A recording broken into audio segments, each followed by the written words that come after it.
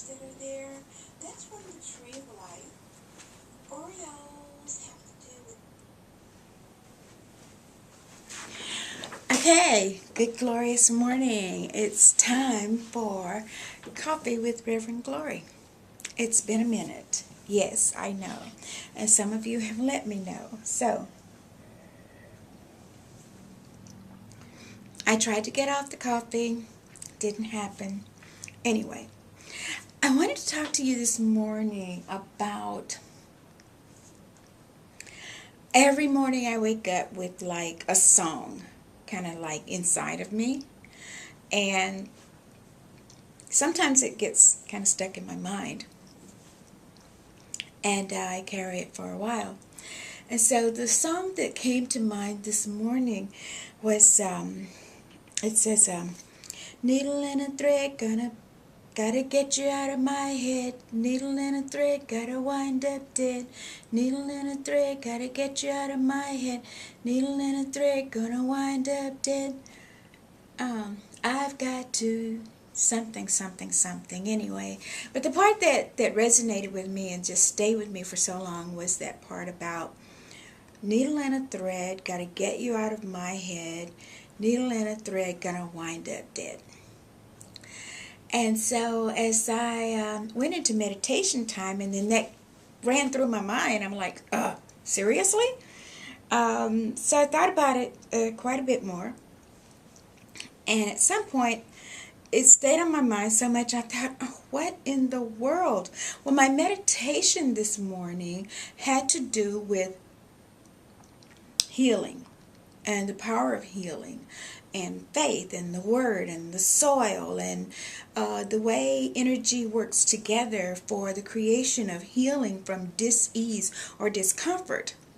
And so what I determined from that, when that song came across even again after that, I thought, oh my.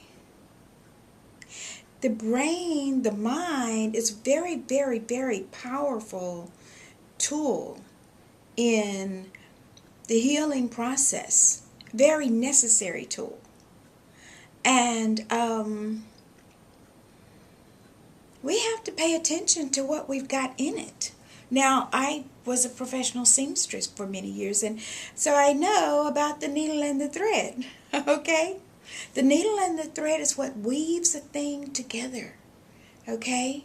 You can make an entire garment, something quite beautiful, okay? Putting the needle and the thread through the fabric of life. Get where I'm coming from? So, by the same token, when we allow discomfort, dis-ease, negativity, negative thoughts to continually make a groove through our mind, make a seam, bond together, okay? Dis and comfort, dis-ease, okay? We put those together, we got dis-ease, we got discomfort, okay? We can make it, we can create an entire garment. We can create an entire body of pain, depression, negativity, anger, fear. Let's work on fear. Oh my gosh. So, needle and a thread got to get you out of my head. Needle and a thread going to wind up dead. What is that really saying, people? If we allow the needle and the thread to put the images from the media so closely knit together in our minds. Come on, work with me. Can you see where I'm going with this? The needle and the thread gets into your head. And if you allow it to, you'll wind up dead. Okay, so doesn't mean that we're going to get blowed up or have to linger in the fear. Let's work with this for just a moment. The needle and the thread, and if I'm going to talk about media, it could be gossip. It could be what you're hearing on television or the internet or all the circumstances that are evolving in our life. If we allow these things to penetrate our mind, then we get so focused on what's going on out there all around us. We can become so fear-based, okay, that we forget the source of all things. We forget the living love that is inside of us. And when we forget the living love, the living power of love, or the power of the love that is living within us. Okay, it took me a minute there. So, if we forget temporarily the power of the love that lives within us, we find ourselves disconnected.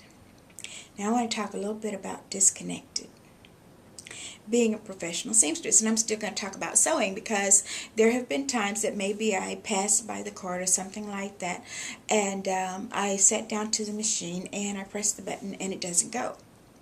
Okay, and I'm like, what in the world is going on with this machine? And I tried to adjust this or adjust that, and eventually I have to look back at the power cord. And it may not be laying completely on the floor. It might have just slipped out a little bit, but enough that it's not connected to that source of energy, that power source of the love that is living inside of us. Okay? So I kind of want to wrap this up because, no, I don't. I just want to talk to you. And you're going to listen to me as long as you want to listen to me. And when you don't want to listen to me anymore, you're just going to shut it off. But here's the point that I'm trying to make.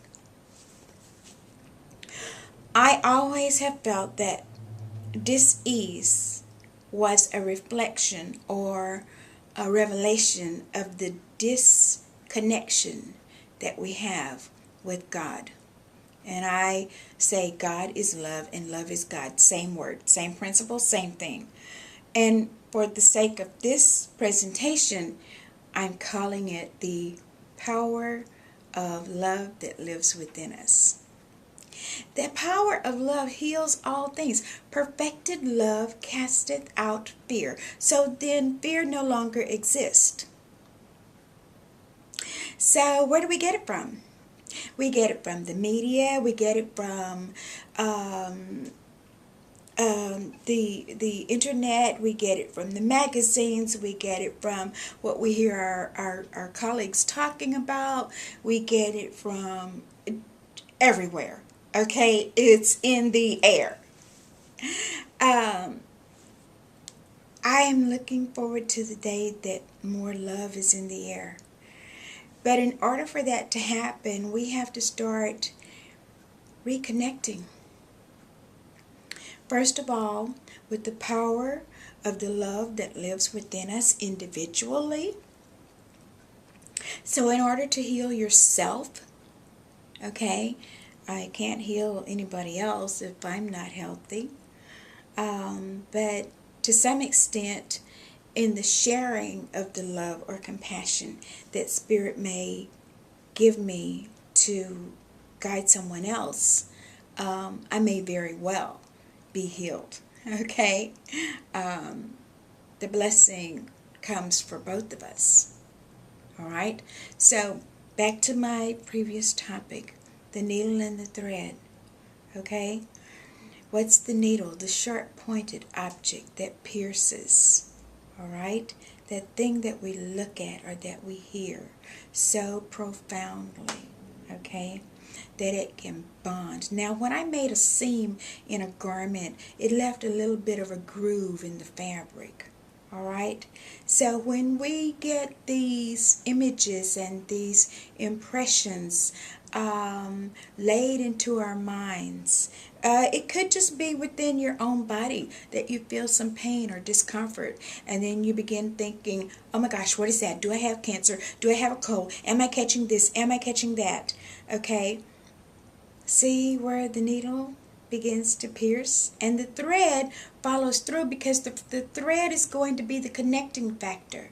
The thread is going to be what clasp it together, because at some point or another the needle is going to drop off, but that thread will still be in there. That groove will still be in there. Okay, so you get this initial pain, prick, thorn, okay, part that makes us aware, opens our eyes that something is not quite right. And then you get this thread, because it comes back again and again, and it loops through, and it creates a groove on the brain, on the mind, in the mind, okay? Connecting pathways. Okay, that's what the mind does. You have neurotransmitters all through the skin, through the body, that signal to the brain. All right? And so this is hurting. Oh, I wonder if my arm is broke. Ah, stitch. All right? So how do we get rid of those grooves? All right? Sometimes I would make a seam and something didn't happen just right. Maybe the thread balled up underneath, or maybe it was too much or too little or too fine. Something was not quite right about it, and I would have to rip it out. Now, ripping it out generally took a nice, long, tedious process. Okay? And you had to take this little bitty implement and pick each stitch out. Okay? You couldn't just rip the whole thing out. You would tear up the whole garment. So here's the deal, folks. We get this fear, we get this discomfort, we get this dis-ease all sewed together.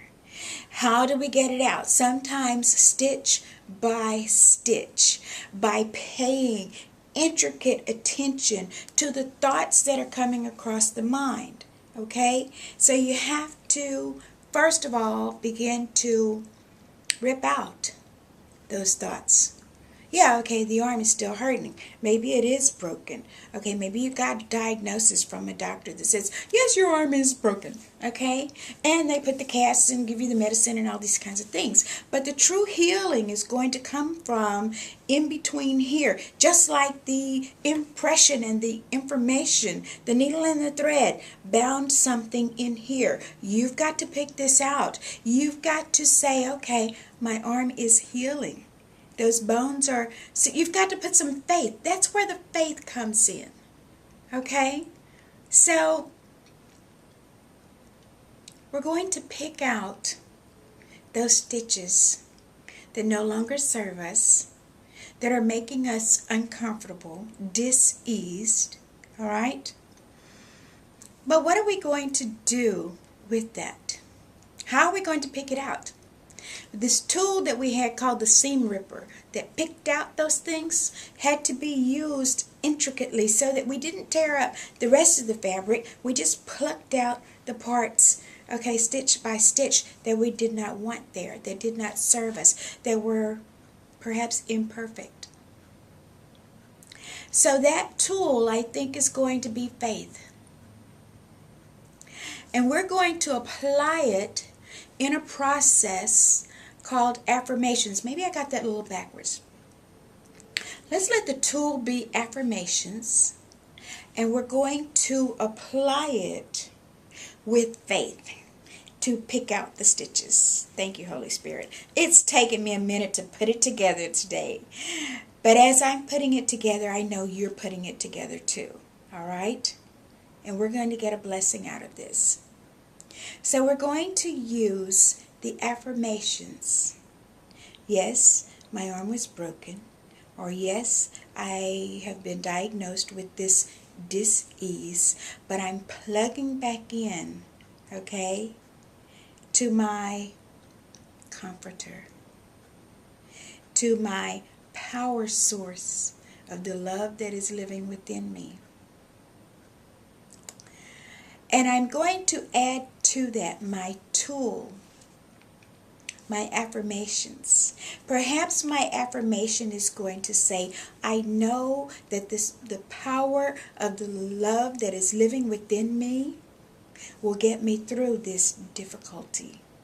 Okay, I don't even call it a dis-ease anymore because I'm replugged. Okay, I'm reconnected. And so I'm going to perhaps right off call it difficulty.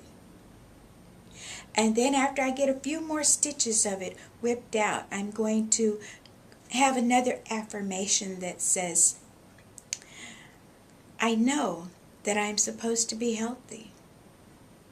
Okay? And I accept my health and I reject this discomfort. No longer exists, because when you pull that stitch out, okay, it leaves a little hole for a minute or two. When you get the iron, you put a little heat to it, okay, fire it up a little bit. That hole, you'll never know that that seam was there, okay. Those of you that sew or have ever purchased a garment or know what a garment looks like that has a seam, all right, you would definitely understand this message of the needle and the thread. Now let your affirmations be the seam ripper. Rip out those things that you don't really care for, okay, that no longer serve you, that have disconnected you in some way, all right? Infuse it with faith, okay? And then replace it with correction. Now in the Bible, someone would come to Jesus and say, okay, heal me. And Jesus would say, your faith has made you whole. Now go and sin no more. Basically what he was saying, now go and correct this behavior that brought you into this situation. All right? Now I'm going to go here because this is one that most of us deal with. Diet, exercise, lifestyle. Okay? Make some changes. Make some necessary changes. Okay? But most of all, plug in. Reconnect with that source of power, of the love that is living within you. Clean out your brain. Because if you don't get it out of your head, you could wind up powerless. Powerless. I choose to be connected today. I'm going to take that seam ripper, I'm going to take my affirmations and replace those thoughts of negativity or lack or fear or anger or frustration. I'm going to replace it with the love that is within me. I'm going to say, I am love, I am happy, I am peace, I am. And if you see me on the streets today, you're in trouble, because I am has sent me. Now you have a glorious day. Have a very glorious day. And remember, I love you all.